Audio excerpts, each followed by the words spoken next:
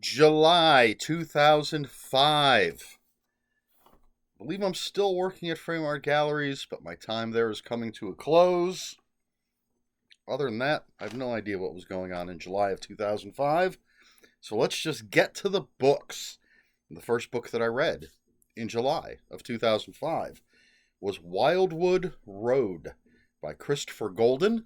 This is the story of Michael Dansky and a little bit about his wife Jillian. Michael and Jillian are driving home from, I think, like an office party or something, middle of the night. Michael's maybe a little drunk, definitely very tired, kind of falls asleep at the wheel, and almost runs over a little girl.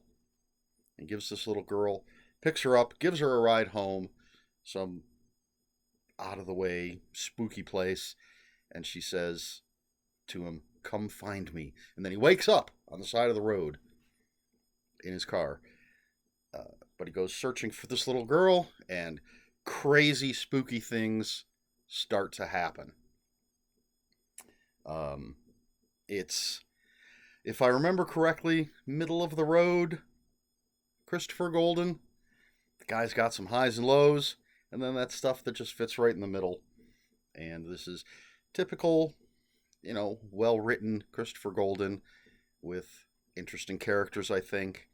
But if I remember correctly, story didn't grab me as much as some of his other stories have, but it also didn't disappoint me as much as some of his other stories have. That's Wildwood Road, Christopher Golden. I got a little bedhead going on here. Next up, we have Expletive Deleted by Ruth Wainrib. I have no idea how you pronounce her last name. Wajnryb. I went with the J as I in my pronunciation, but no idea. Expletive Deleted. The subtitle is A Good Look at Bad Language. It's exactly what this book is. It's all about swear words, curse words, whatever you want to call them, expletives. And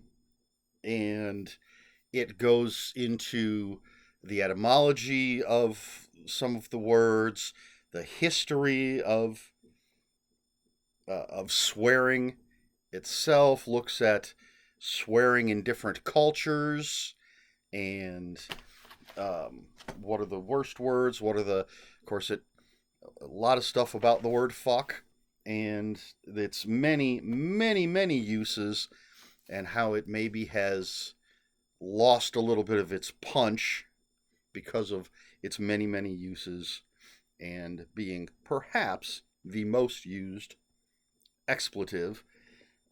Talks about things like, in the description of the book, it says something about how allegedly in Japan there are no taboo words. So their swearing, their insults are hidden within the language. I vaguely remember reading that section. But really, really interesting if you're at all interested in words, especially swear words. Very, very interesting book, in my opinion. Expletive Deleted by Ruth Wainrib. I don't know. Then we have a bit of a honkin' book here. Under the Overtree by James A. Moore. This is the leisure paperback copy. This is about a kid named Mark, who he's bullied, and typical horror novel high school kid kind of thing. I think he's in high school, but he essentially gains powers so that he can take revenge on his bullies, and he can do this, he can do that. But of course, there's always a negative side. I believe this is the first original novel by James A. Moore. And if you had asked me before I started doing this project, this Reading Remembrances project, I would have said this is the first James A. Moore I read, not realizing that he had written a bunch of stuff in media tie-ins that I had read. But I believe this is his first original novel. Pretty good size for something like that. 490 pages. But the most important thing, in my opinion, is this is the book that introduces us to Jonathan Crowley, a character that Moore has used many times. A fantastic character, in my opinion. This is a really good book. I really dug it. I don't think 490 pages is too much. I seem to recall flying through it. James A. Moore, fantastic writer. Jonathan Crowley, fantastic character who's going to pop up again and again. And it's I think it could be considered a coming-of-age story, one that I don't usually think of when discussing coming-of-age stories. But perhaps it actually does fall into that category, Under the Overtree by James A. Moore. And I believe this is getting a new edition. This and the Serenity Falls trilogy, I believe, are getting new editions relatively soon. Keep your eye out for that. Next up, Living Dead in Dallas by Charlaine Harris. This is the second book in the Sookie Stackhouse series, and a world where vampires have essentially come out because there's this new artificial blood, so vampires don't have to prey on humans. They can survive with this artificial blood, so they've come out and become part of society. Sookie Stackhouse is a waitress with telepathic powers. She's dating a vampire, and some other vampires ask her for a favor, and so Sookie goes to Dallas and in search of a missing vampire. But she's she's told the vampires if she's going to help them, they have to be on their best behavior, and they can't, I guess, punish any humans that she might uncover or involved in this with this missing vampire. It's fun. I like the Sookie Stackhouse books, the ones that I've read. I haven't read that many, but they're enjoyable. She's a fun character. It's a fun urban fantasy world. Not the greatest, not the worst. It's right there in the middle. I mean, good enough to make a huge TV show. Living Dead in Dallas by Charlaine Harris. Now, the next three go together. So we have, I'm just going to give you all three of them here. Slaves of the Volcano God, Bride of the Slime Monster, and Revenge of the Fluffy Bunnies. All three by Craig Shaw Gardner. This is the Cineverse cycle, I believe is what it's called. And it's about a guy named Roger Gordon. And his girlfriend Dolores is kidnapped. Somehow, weird stuff starts happening. But anyway, he has this Captain Crusader decoder ring that he discovers when he says, "See you in the funny papers," and turns the ring. He is transported into B movies. Not B movie, the Jerry Seinfeld animated movie, but B movies. You know what I'm talking about. And so he's trying to find Dolores. He's fighting this guy named Dr. Dredd. And he's just hopping from B movie to B movie. All the tropes of those types of movies, whether they're, jungle native type movies, B science fiction movies, B horror movies. The cover, they're the covers, the titles: Slaves of the Volcano God, Bride of the Slime Monster. Revenge of the Fluffy Bunnies, a little different than the other two. Doesn't quite evoke specific B movies or tropes of B movies. But yeah, so Roger, in this whole trilogy, Roger Gordon basically using his ring, jump around from movie to movie type, fighting Dr. Dredd, trying to save Dolores. In the second book, he's lost his ring. He's got to figure out how to get it back, how to go from movie to movie. By the third book, spoilers, he becomes Captain Crusader, and some other stuff happens, and the whole Cineverse is sort of breaking down, and he's got to save a multiverse. Long before that was a big thing. But Slaves of the Volcano God, Bride of the Slime Monster, Revenge of the Fluffy Bunnies, all by Craig Shaw Gardner. I had read these before, wanted to reread them, and I don't think I enjoyed them as much the second time as I did the first time. But it's tempting to read them again and see if I feel differently the third time. The penultimate book that I read in July of 2005 is The Science of Supervillains by Lois H. Gresh and Robert Weinberg. This is a companion to their book, The Science of Superheroes, and it takes supervillains from, basically, I think they're all from DC and Marvel in this case, and looks at them through a scientific lens. Are their abilities actually possible within science? If not, why? And so it's a nice, light science book using a pop culture lens. And so you've got, like, the very first chapter is on Lex Luthor.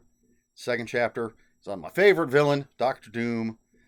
But you've got Poison Ivy, Dr. Octopus the Lizard, excuse me, Gorilla Grodd, the Silver Surfer, although, I mean, technically he could have been considered a villain in his first appearance, but Sinestro, bunch of others.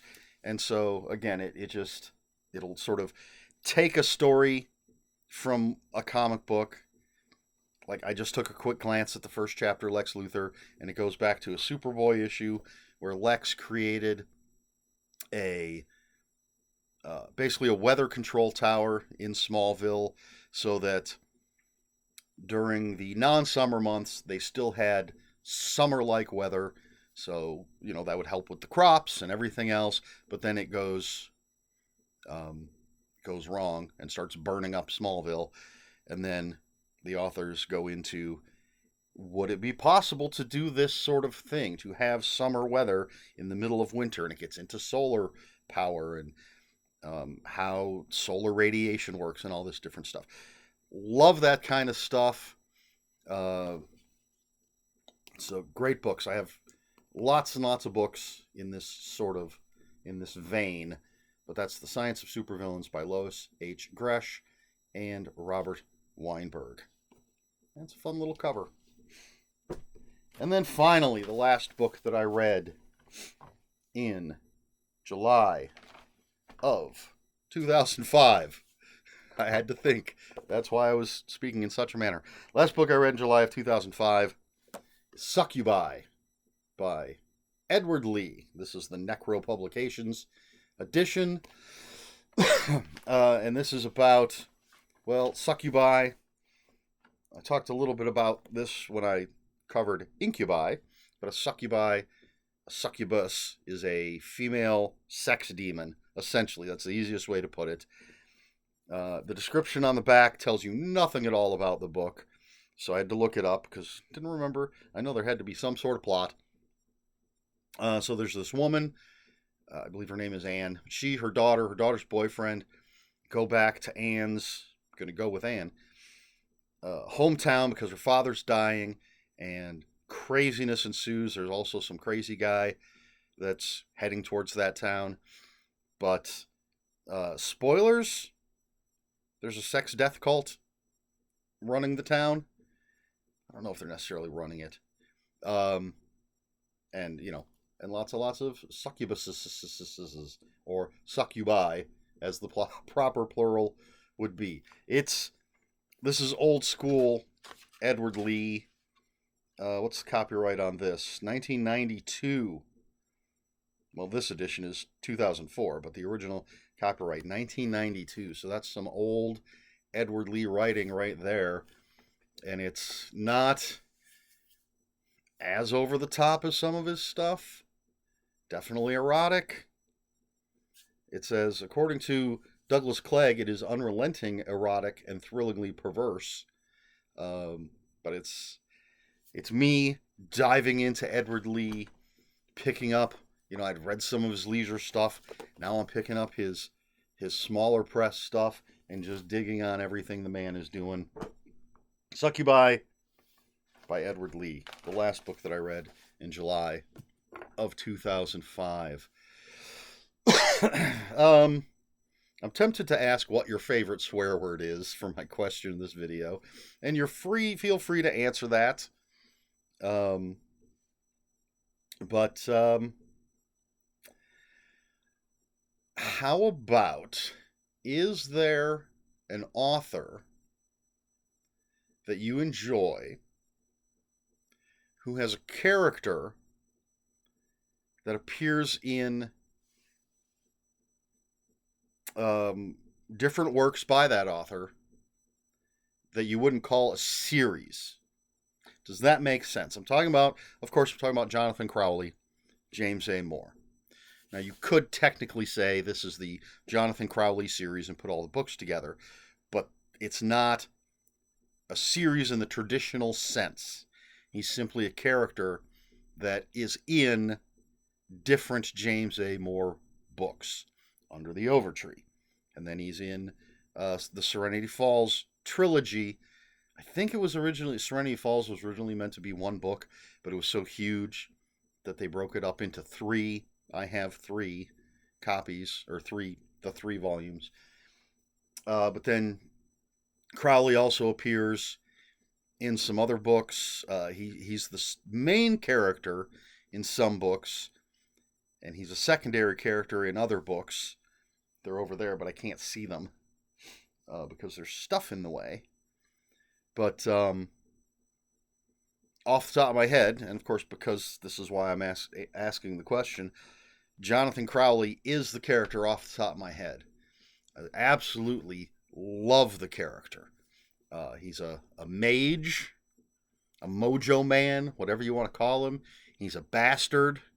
He's the closest popular character that I can think of would be John Constantine, the Hellblazer, but a completely different character. I can't really say type of character because that's the whole point. I'm saying he's the same type of character, but a different character. I wouldn't say they're a one-for-one analogous. Whatever. You know what I'm trying to say. Why I'm holding this pen, I don't know. I'm trying to think of any others. And of course, I didn't think of this question ahead of time, so I haven't thought about it. I think the Jonathan Mayberry character, Joe Ledger, there's a whole series of Joe Ledger books, but I think he has popped up in other stories. But definitely a bigger fan of Crowley. I'm looking around.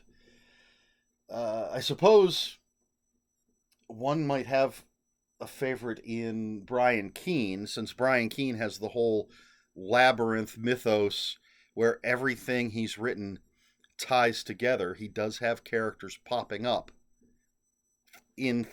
as supporting characters in other people's stories. So one might be able to find a character there, but again, nothing's coming to mind. I don't know if the Exit would be, or Levi Stoltzfus, however you say his name. He has been a star, the main character. He's also been a supporting character. Again, looking around for different things. Repairman Jack is just in the Repairman Jack series. I mean, he's got short stories and stuff. I don't know that he's popped up in a bunch of non-Repairman Jack stuff. Like, he's not in the Adversary Cycle books, except for, if you count Night World as both a Repairman Jack book and an Adversary Cycle book. Except that I really need to read the original edition of that, because I believe he's barely in the original publication of Night World, and the version that I read, his role is expanded because, well, don't want to get into all of that history of how F. Paul Wilson wrote out all that stuff, secret history stuff. Excuse me.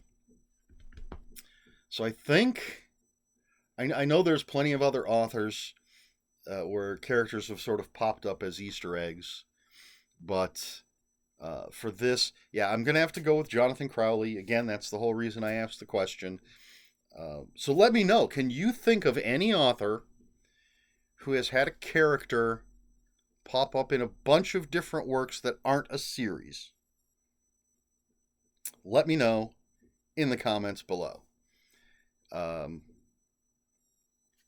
If you have any comments, questions, or corrections, please put those in the comments below. Comments are open for spoilers. Just post a spoiler warning. Try to be polite here on my show.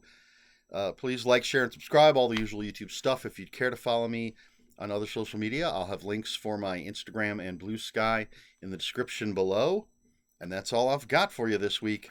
So until next week, read more books.